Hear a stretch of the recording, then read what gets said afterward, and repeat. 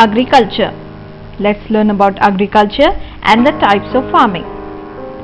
We all know that agriculture is one of the most important occupations of the people of India, as 2/3 of its population is dependent on it. Agriculture not only produces the food grains we eat, but also the raw materials for various industries are obtained through agriculture. Raw material from agriculture also supports a number of industries like cotton textiles, food processing and handicrafts. Now let's see the types of farming. The cultivation methods in agriculture have changed over the years because of the change in technology, characteristics of physical environment and socio-cultural practices. In different parts of India, the following farming systems are practiced at present. The first is primitive subsistence farming.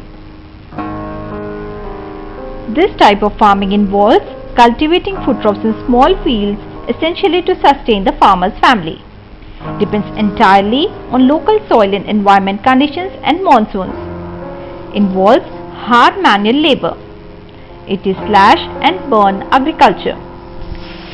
Primitive subsistence farming allows the soil to regain its fertility naturally, gives very poor yield and leads to large-scale destruction of forest. This is slash and burn agriculture, which is primitive subsistence farming. Besides India, slash and burn or shifting cultivation is practiced in many parts of the world and is known by different names. Here are different names of slash and burn farming.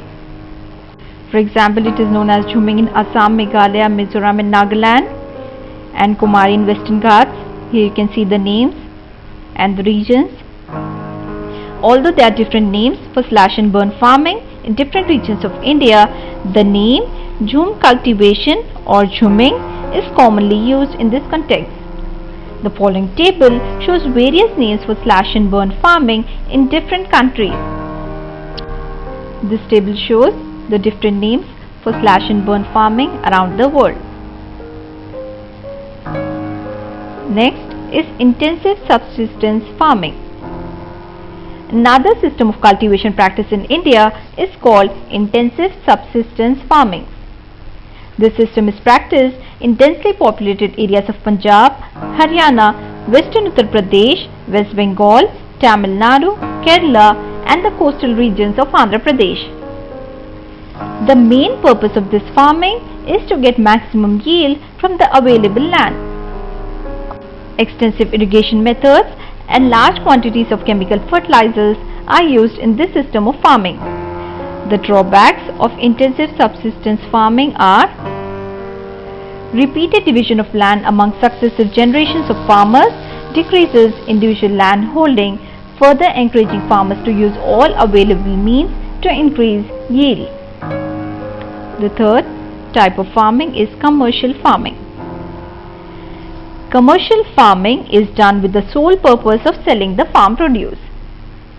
Various modern inputs are used in this type of farming. Example, high yielding variety seeds, chemical fertilizers, insecticides and pesticides.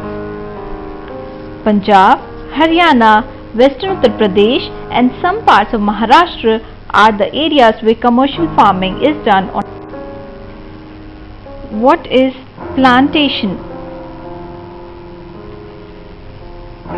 In this type of farming, a single crop is grown on a large area. Plantation requires intensive capital and a large number of workers. Most of the produce from plantation is used in various industries, example tea, coffee, rubber, sugarcane, banana, etc. These are important plantation crops.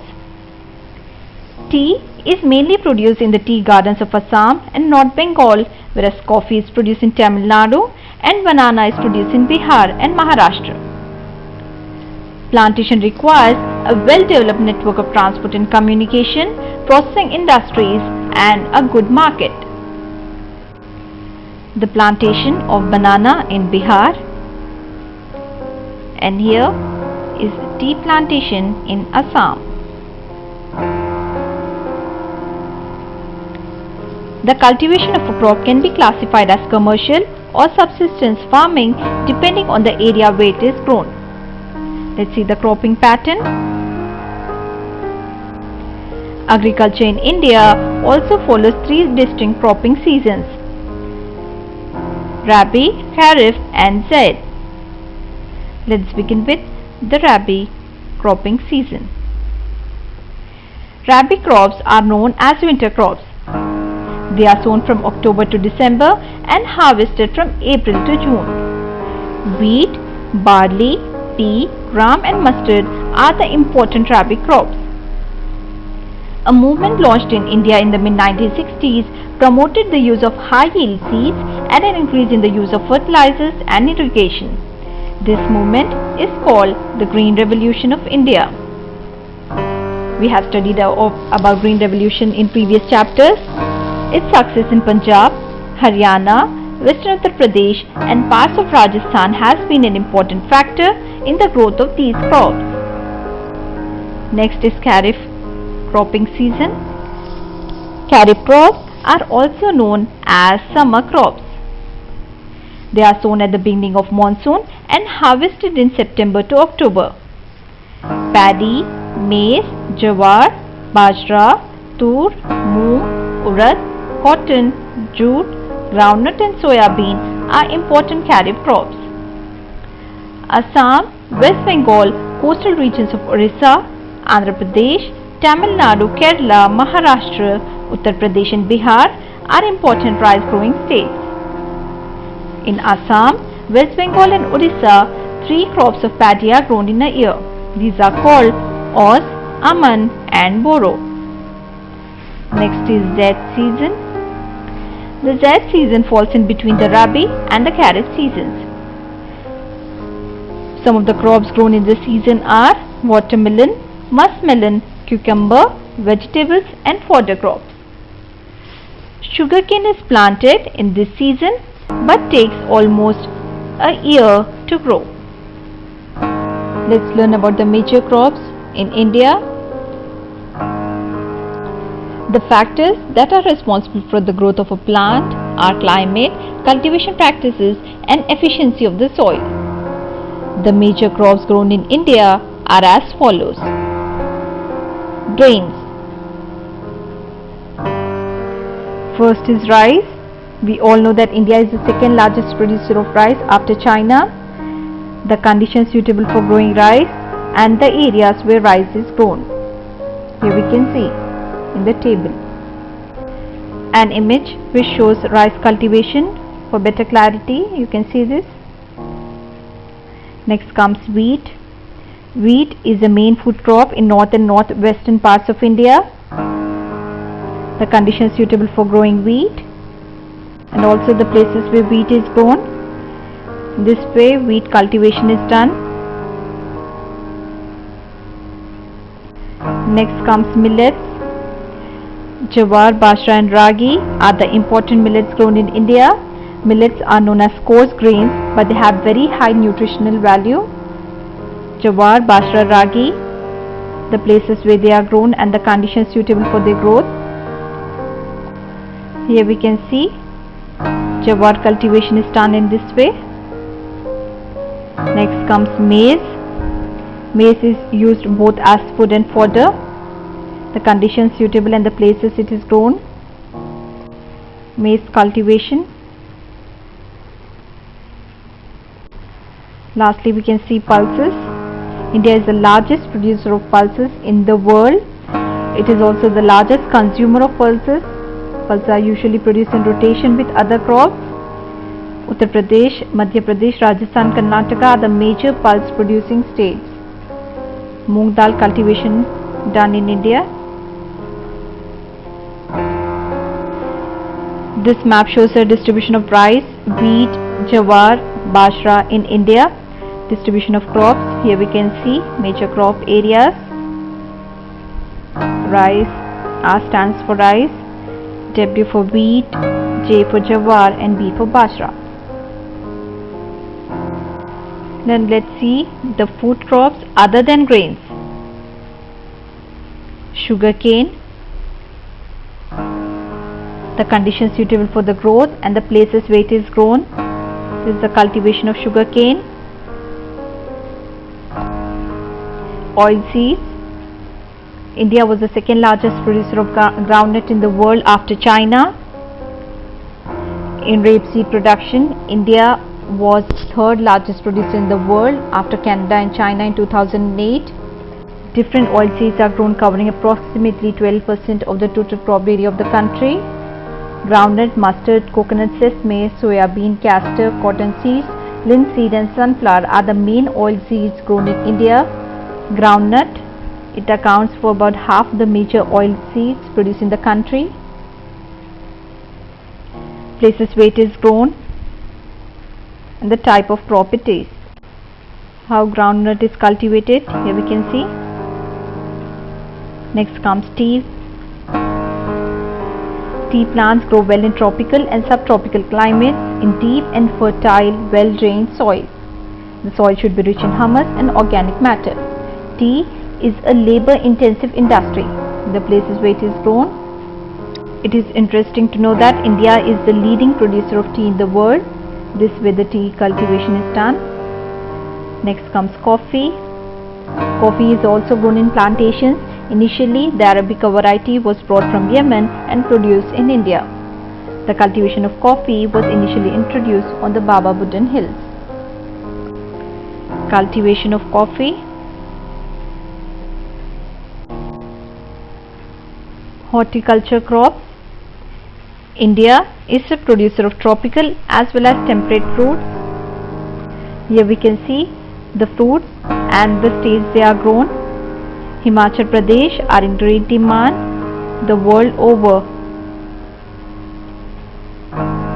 for apple, pears, apricots and walnuts, and Jammu and Kashmir as well.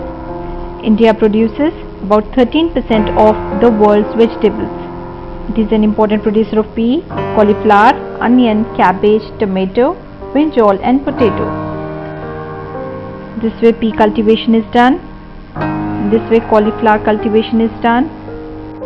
Next is brinjal cultivation.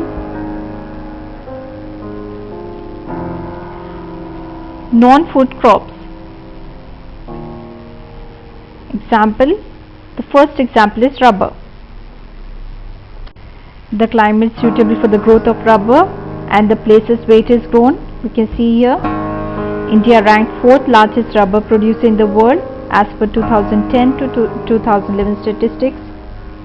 Next are fiber crops.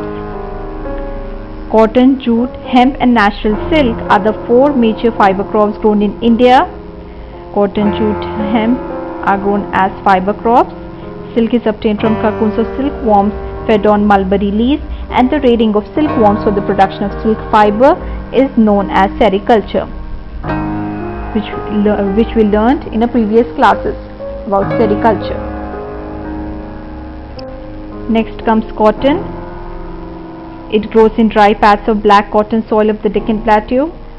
The climate suitable for the growth of cotton and the places where it is grown.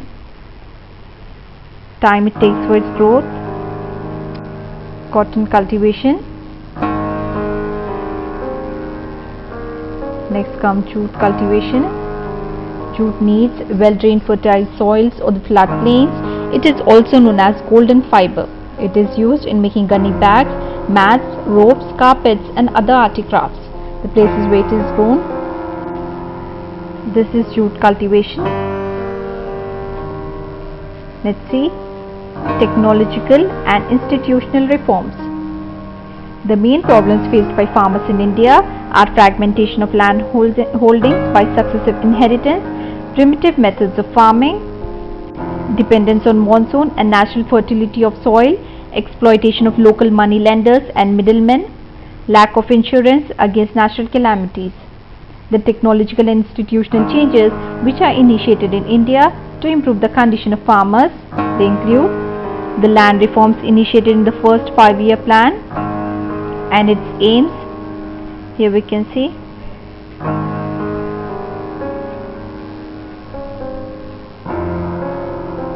Next is agricultural reforms in the 1960s and 1970s known as Green Revolution in India.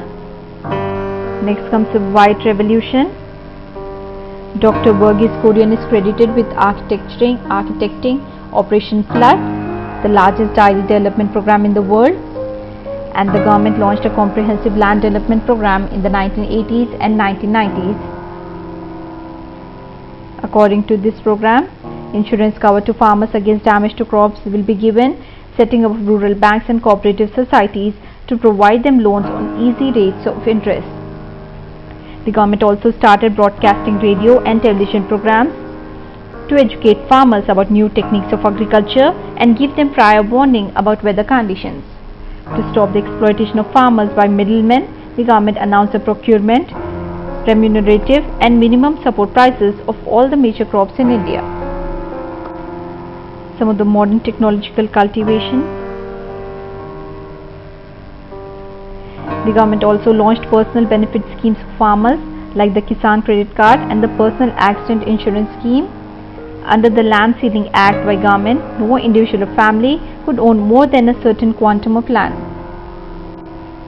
Agriculture, Budhan,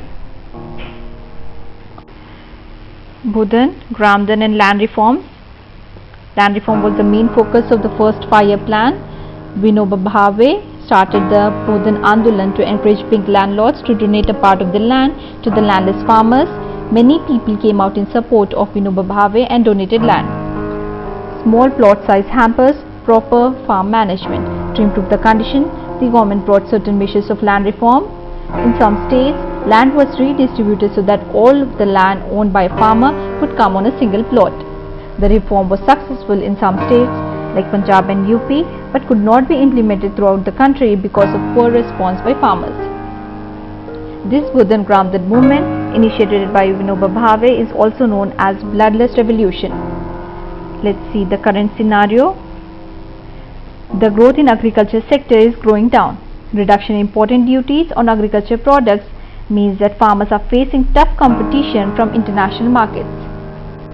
Investment is not coming into agriculture, and hence employment opportunities are also showing degrowth in this sector.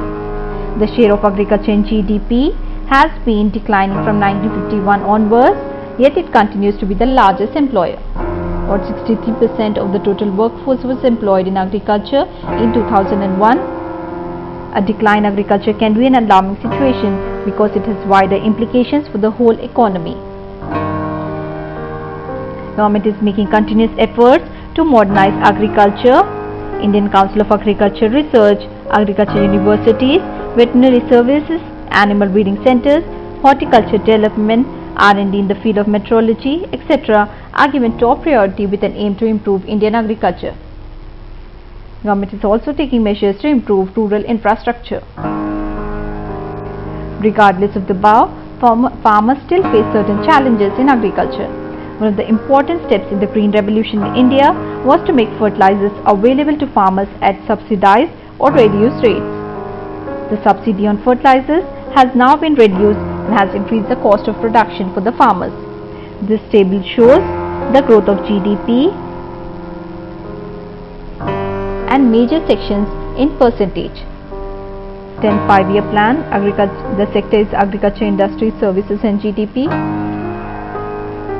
10 5-year plan from 2002 to 2007, 11 5-year plan from the years 2002 to 2007, 2012 to 2017 target 1 and target 2 in percentage. A reduction in important duties on agriculture items is another challenge to the Indian farmers in terms of international competition. Inadequate irrigation and power facilities for the farmers is also an issue. Rural infrastructure facilities like roads and markets also need to be further developed.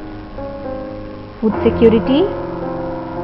In order to ensure food security to all sections of society, the government has carefully designed a national food security system. It has two components, buffer stock and public distribution system or PDS. Let's see what is buffer stock. Once the government procures food grains through FCI, that means Food Corporation of India, buffer stock is maintained at various locations. This stock is utilized in case of food shortage at any place. This stock is also utilized in case of natural disasters like floods and droughts. Public distribution system.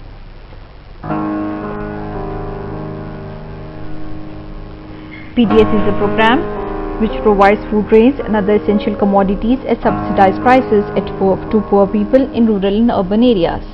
A person needs to get a ration card made to avail the benefits of PDS. Separate cards are made for below poverty line and above poverty line families. The PDS, or public distribution system, is also fed by the Food Corporation of India.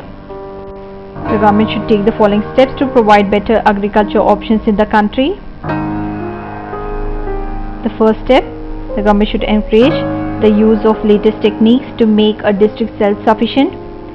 Instead of concentrating only on rice or wheat, the food crop with a better growth potential in that particular area must be encouraged. Creation of necessary infrastructure like irrigation facilities, availability of electricity, etc. may also attract private investments in agriculture. The food grains should be produced on a sustainable basis. The grains should be free of trade, as this will create massive employment and reduce poverty in rural areas. Next comes shifting agricultural pattern. More and more farmers are now shifting towards cultivation of fruits, vegetables, oilseeds and industrial crops. While this is good for a farmer's income perspective, it is dangerous for food security in India. The food security in India is also at risk as the farmers are badly affected by uncertainties of production and market. The impact of globalization on agriculture. Impact of globalization is being felt since historic times. When European traders first came in India, black pepper and spices were the main items of export. During British rule, India became a net exporter of raw materials, especially cotton. Due to high demand of indigo in British textile industry, the farmers in India were forced to grow indigo. This interfered with cereal production in India. In the modern context, Indian farmers are unable to compete with Western farmers because of very high level of subsidies for farmers in the West. Due to this, demand for Indian farm produce is very low in international market. Moreover, excessive use of synthetic fertilizers, irrigation, etc. has created its own problems, which are evident by falling level of farm production. Too many people are dependent on farmland in India, and hence per capita farm production is forecasted to decrease further. Experts suggest that organic farming is a way out of the problem. Indian farmers should diversify their cropping pattern from cereals to high-value crops. This will increase incomes and reduce environmental degradation simultaneously. Because fruits, medicinal herbs, flowers, vegetables, biodiesel crops like jatropha and jojoba need much less irrigation than rice or sugarcane. India's diverse climate can be harnessed to grow a wide range of high-value crops. Change in cropping pattern, for example from cereals to high-value crops, will mean that India will have to import food. During 1960s, this would have been seen as a disaster. But if India imports cereals while exporting high-value commodities, it will be following successful economies like Italy, Israel and Chile.